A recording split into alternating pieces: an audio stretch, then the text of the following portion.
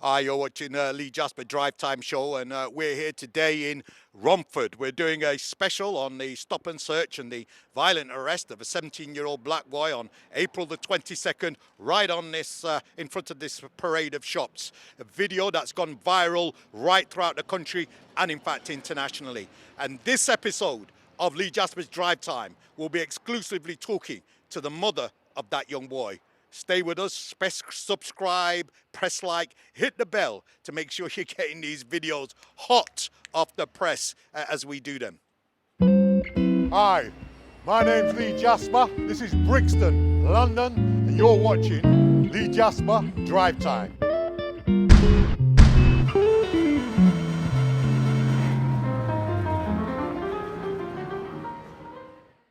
Well, they're two normal teenagers. Unfortunately, they've fallen victim to really unfortunate circumstances by one police officer in particular. They're usually used to going about their business in our local area with no problems, been stopped and searched numerous times. We are in the Romford area. There's a lot of targeting and stop and search of young black boys. That's also been disclosed to me by local police officers. And that's because of some of the crime that has gone up in the area. Unfortunately, my children do fit that description, so they are used to being stopped and searched very regularly. Unfortunately, on this occasion, it was handled very poorly. My son, who was assaulted, has no criminal record. No criminal record. He does, occasionally smoke cannabis, and that's obviously what this initial search was about. He wasn't aware of that at the time. But no, he has no problems. He goes to college, he works. Well, we were at home, and my teenagers were going to go out for the afternoon together. I gave them some money to go out. They were out for all of 10 minutes. By the time they'd got down the road, my eldest son was stopped. He was basically approached by two police officers, which were unmarked, so they weren't aware of who they were. And unfortunately, when my son asked for that information, who it was stopping him, that wasn't disclosed. My son had asked if he could record the stop and search, if that's what was going to take place. The fact that there was no body camera leaves us having to speculate, but thankfully there are witnesses to the incident. Well, his initial words were, "Have you got any gear on you, mate?" It got worse after that. The conduct of the police all around the incident was terrible. My son had to go to hospital. His injuries took quite some time to subside, and the psychological impact has been, ongoing. So he's having trouble sleeping. He relays the incident over and over. We have to walk past the same place every day, and that's what he's reminded of. It's been traumatising for all of us. I'd like to see the PC who assaulted my son, because I'd see that as a direct, open, public assault, was not necessary at all. I expect him to be, at the very least, suspended and charged for the assault that he's carried out. We're not allowed to physically assault our children or members of the public, especially when you're in a position of power. That's not what we see from police officers on a daily basis, and I think they should have upheld that. Unfortunately, they stood behind him instead. What do you see as the wider implications of what happened to your boy? Well, there needs to be some type of compensation.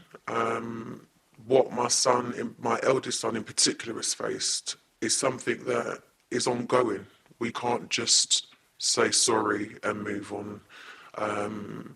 There are repercussions. He now is psychologically, not only physically, but psychologically affected by this.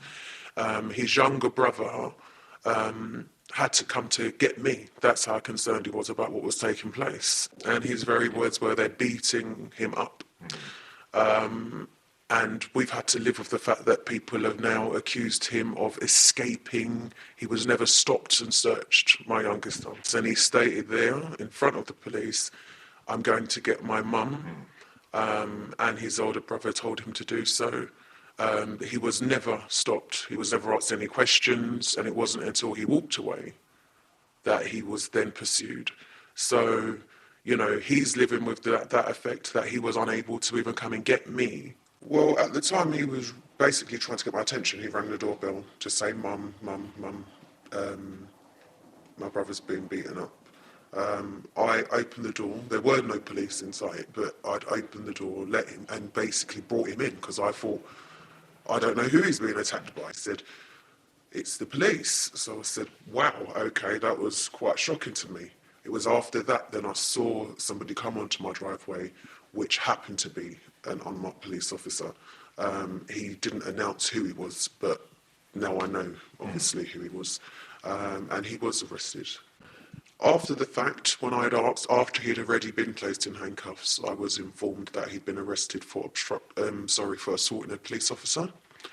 And that's all the explanation that I was given until I later saw him that night. In essence of what happened, he wasn't in any interaction with the police officer with your oldest son. He'd simply observed and run home to get his mum. So one assumes that any assault that happened must have happened at your home because the police didn't catch up to him until he was at your house. That's where the assault supposedly has taken place. My house was also searched, and I was treated like a criminal. I don't have a criminal record. Never broken the law in my life. So that assumption is actually really disheartening because my boys are members of the community that we live in, and just like their peers, some of the recreational use of cannabis, I think, can be blown out of proportion because they are treated very differently. I see it time and time again, where if you're black and you're stopped and you do have cannabis on you, and if you're white and stopped and you have cannabis on you, the repercussions are very different. We know locally boys are cautioned, told to go on their way, but if you fit the description of a young black male, then you will be arrested and charged. So I think there needs to be a clear message. We have to all be treated the same. The public response has been amazing. That's what's probably kept us positive. We're a strong family anyway, but to see the public come together and, show that regardless of your colour, this is wrong. And I think that's been clear. People say before the video what happened, and the rest of it. The fact of the matter is there's obviously over 69,000 people in the world that actually can look at that information and say, you know what, that's wrong. If I was seen to be doing that to my child in the middle of the street, regardless of why I was doing it, it's wrong. We cannot be patted on the back for doing things that are wrong. And the public, especially the people that were present at the time, if it weren't for those members of the public recording on the day and actually saying to the police officer, stop.